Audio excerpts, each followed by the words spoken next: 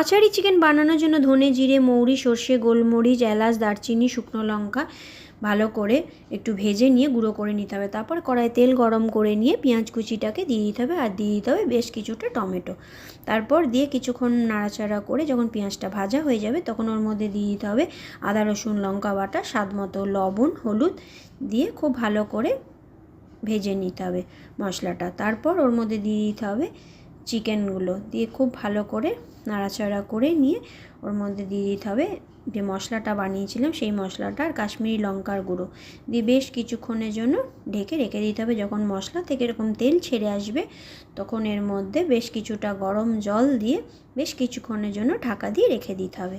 তারপর আলু আর চিকেন সেদ্ধ হয়ে গেলে ঢাকনা সরিয়ে নামিয়ে নিলেই তৈরি আমাদের আচারি চিকেন। তো এইভাবে একবার চিকেন বানিয়ে খেয়ে দেখুন বন্ধুরা, দারুণ লাগে খেতে।